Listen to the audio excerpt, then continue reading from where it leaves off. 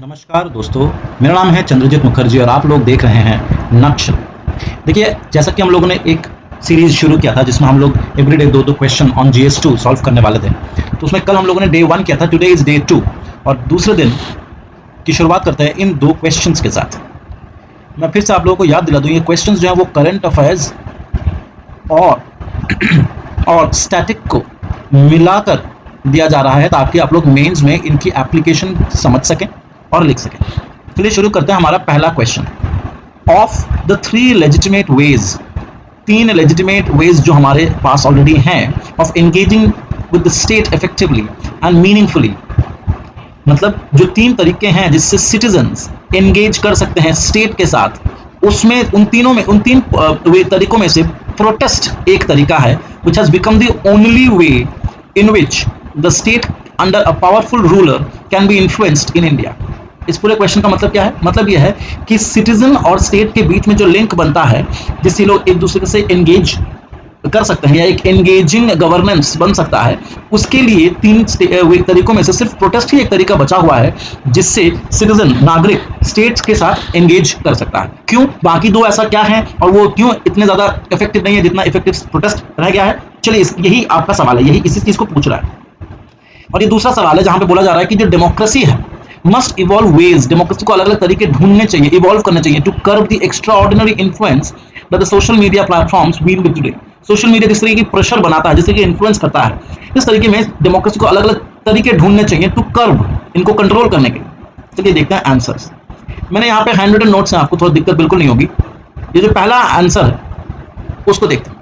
In a democracy, citizens were offered 3 तरीके, 3 ways to engage with the government or with the state. Number 1, vote, election करते हैं हम लोग, election के process में पार्टिसिपेट करते हैं, ये एक एंगेजिंग का पार्ट है। दूसरा प्रोटेस्ट और तीसरा लिटिगेशन, मतलब यहाँ पे हम लोग जब जुडिशियल रिव्यू के बारे में बात कर रहे हैं। अब सवाल ये है कि जो नागरिक हैं वो स्टेट के साथ जो रिलेशन मेंटेन करना चाहते हैं, जिस तरीके की एंगेजमेंट चाहते हैं, उन तरीकों और ये इन तीन तरीकों से वो एंगेज कर सकते हैं अपने आप को। लेकिन वोट से अब इनका विश्वास उठ गया है, सिटीजन्स का वोट से विश्वास उठ गया है, सिटीजन्स का जुडिशियल रिव्यू या कोर्ट कचहरी से विश्वास उठ गया है। Delay in judgement is one of the reason. तो बचा ये है कि ये सिर्फ प्रोटेस्ट कर रहे हैं, ठीक है। लेकिन ये प्रोटेस्ट पीसफुल असेंबली जो है, प्रोटेस्ट जो है ये पीसफुल असेंबली है, फंडामेंटल राइट है सिटीजन के पास, यूएस में और इंडिया दोनों में। इंडिया में अंडर आर्टिकल 19 है, ये एंजॉय करता है एक high degree of protection from state encroachment, सही बात है, लेकिन रीजनेबल रेस्ट्रिक्शंस हैं जो कि 19(2) में है, ठीक है। The purpose of a protest का पर्पस क्या होता है? पहली बात तो ये कि it should be conducted peacefully, otherwise इससे हिट कर जाएगी। दूसरा, it encourage the development of an engaged and informed citizenry. Citizen अगर एंगेज रहना चाहते हैं सरकार के साथ, अगर वो इन्फॉर्म्ड हैं तो ही वो प्रोटेस्ट कर सकते हैं, अदरवाइज उनको पता ही नहीं होगा कि कहां पे सरकार गलत कर रही है, किस चीज को प्रोटेस्ट करनी चाहिए। दूसरा, इट एनेबल्स, प्रोटेस्ट एनेबल करता है direct participation of the public, ये भी अच्छी बात है, ये भी बहुत अच्छी बात है। Next, it enables the individual और ग्रुप्स टू एक्सप्रेस डिसेंट। ये डिसेंट बताना जरूरी है और ये एक डेमोक्रेसी का one of the most important pillars में से एक है।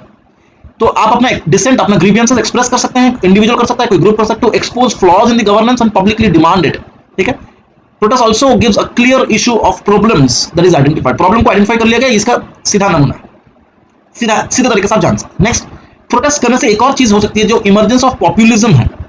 पॉपुलिज्म आज की तारीख में ये होता है कि अगर मैक्सिमम गुड है तो सरकार उसी की बात सुनती है, लेकिन इसमें क्या होता है ना पॉपुलिज्म में कि माइनॉरिटी जो है वो अक्सर इनके साथ बुरा होता है, इनके साथ बुरा हो जाता है। तो पॉपुलिज्म के खिलाफ लड़ना है, इसका बहुत बढ़िया एग्जांपल हम दे सकते हैं जो CAA के लेकर के दिल्ली में जो प्रोटेस्ट हुआ है, ठीक है। दूसरा, लैक ऑफ इफेक्टिव अपोजिशन, ये भी एक कारण है जिसकी वजह से हमें प्रोटेस्ट का सहारा लेना पड़ा है। लैक ऑफ जुडिशियल चेक, ये भी एक कारण है जिसके लिए हमारे पास सिर्फ प्रोटेस्ट ही बचा हुआ है, हमारे जुडिशियरी के ऊपर से विश्वास भी उठता जा रहा है। और सिंगल पार्टी मेजॉरिटी, देखिए सिंगल पार्टी मेजॉरिटी का फायदा है कि एक स्टेबल गवर्नमेंट देता है, लेकिन नुकसान यह है कि ये स्लोली मेजॉरिटेरियन में कन्वर्ट हो जाता है, डेस्पोटिक बन जाता है। और जब ये डेस्पोटिक बन जाता है तो ये अपने आप में एक रीजन बन जाता है फॉर प्रोटेस्ट, ठीक है।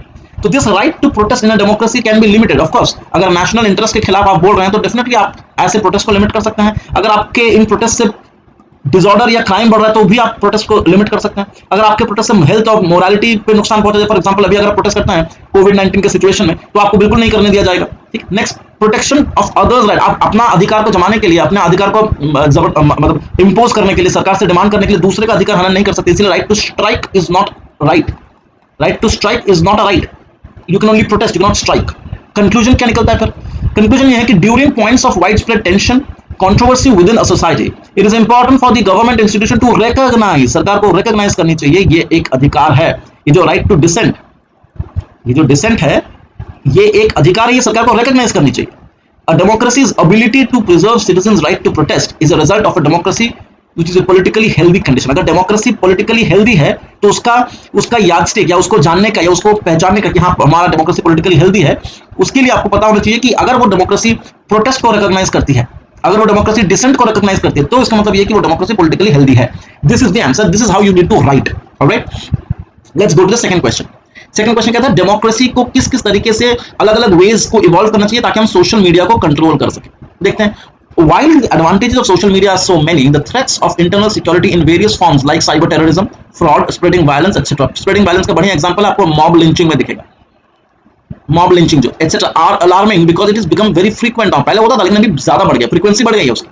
As internet has increased the reach and has become accessible, ये thanks to Jio। It is a tool effectively used by the state and non-state actors। This is also non-state actors, जिसकी वजह से हम लोग spread करते हैं।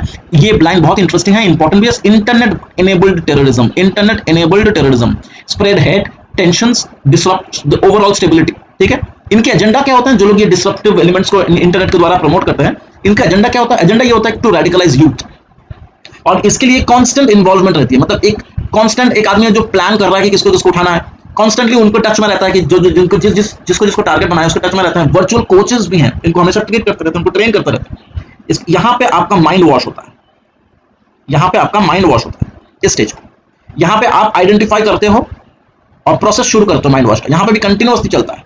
फिर it is used by the use of internet by Daesh. ठीक है, it has been using internet to spread प्रोपेगेंडास।